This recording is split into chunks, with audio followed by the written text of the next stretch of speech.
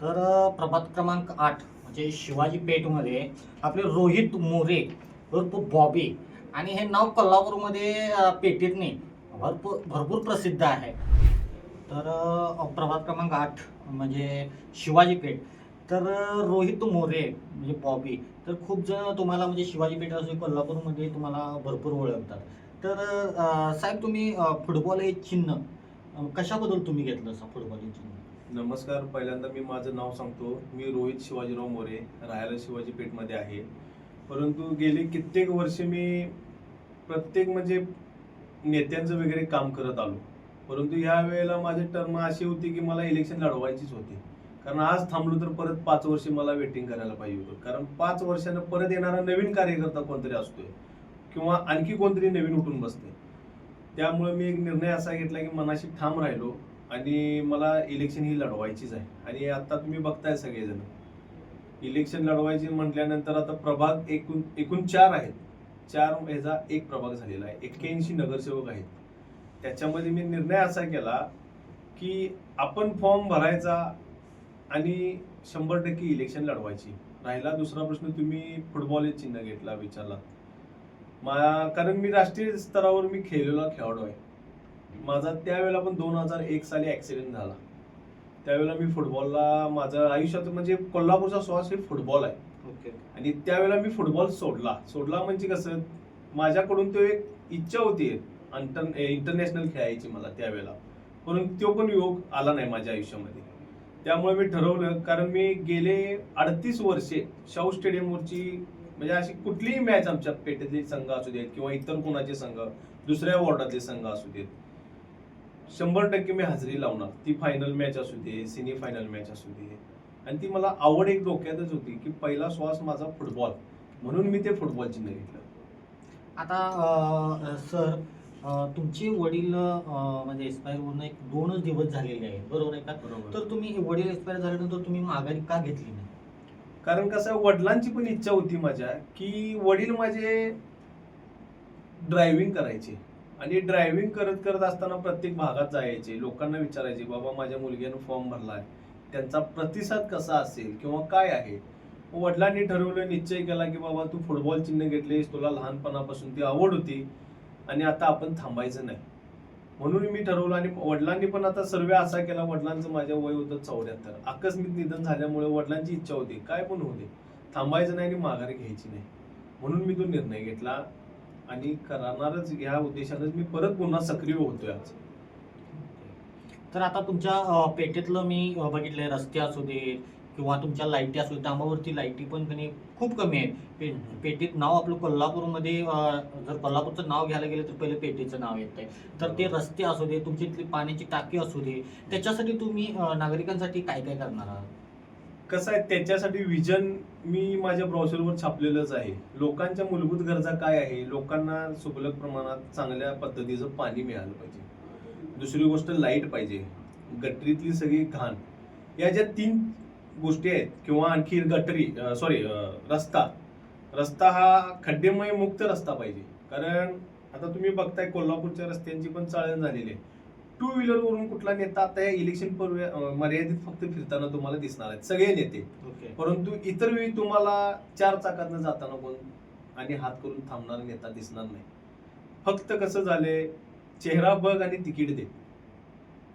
म्हणून मी निर्णय घेतला. आता मागितलं पण मी 1-2 पक्षांच्याकडे, बघू करतो बघूया असं झालं.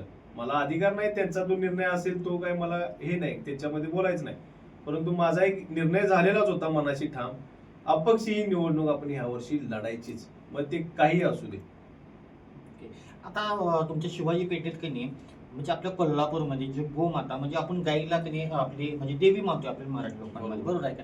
तर आपल्या कोल्हापूरमध्ये असा आहे की नाही, तो प्रश्न आजपर्यंत कुणी कुठल्या पत्रकारांनी सुद्धा कोणाला विचारलेला नाहीये. तो अपक्ष तुम्ही उभारलाय, तर तुम्ही काय करणार आहे? आपल्या गोमाता ज्या असतात त्या रस्त्यावरच बसलेल्या असतात, आपण किती जर हॉर्न मारला काही केलं काय तर ते उठत नाहीत, बरोबर आहे का?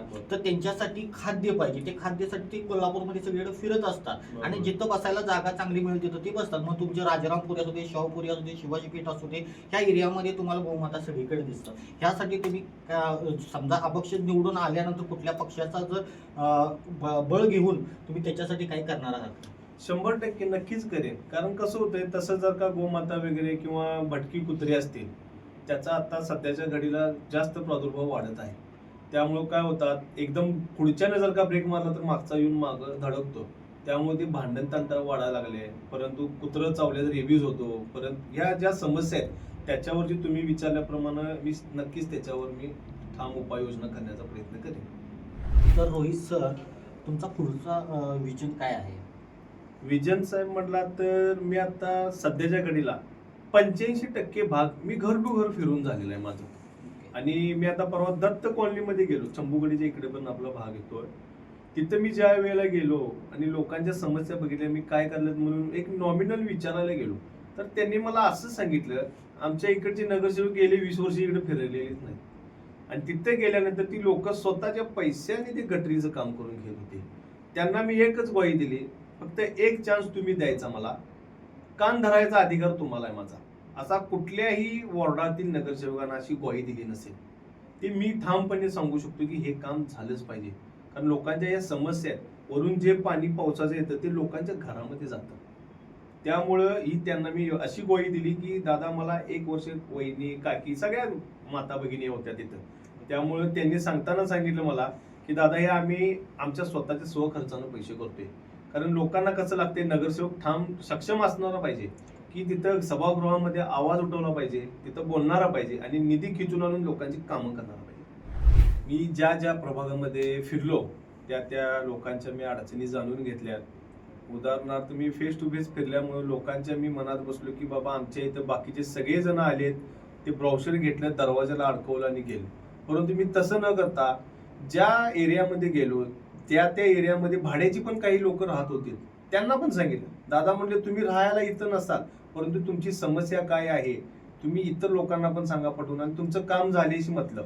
कारण लोकांना काय असतं की समजा गवत वाढलं, डासांचा प्रादुर्भाव, गटरी तटल्या, त्याच्यामुळे होणारे दुष्परिणाम, पाण्यात ड्रेनेज लाईन मधलं पाणी नळामध्ये मिसळणे, या ज्या समस्या लोकांच्या आहेत त्या मी ठामपणे सांगून आलो. ज्या त्या भागामध्ये प्रत्येक विभागामध्ये तिथं गटरीची समस्या असेल, स्ट्रीट लाईटची समस्या असेल, रस्त्यावरील खड्डे असतील, या ज्या गोष्टी आहेत त्या ठामपणे मी सांगितलेलं आहे की या समस्या तुमच्या मी दूर करण्यात 100% मी सार्थ माझं ठरवून देऊ तुम्हाला. तर रोहित सर, आता प्रत्येक भागात म्हणजे कोल्हापुरात मी बघतोय तर सगळीकडे रात्रीचं मटण, कोण पैसे द्यायला लागले, दारूला हे करायला लागल्यात, बरोबर.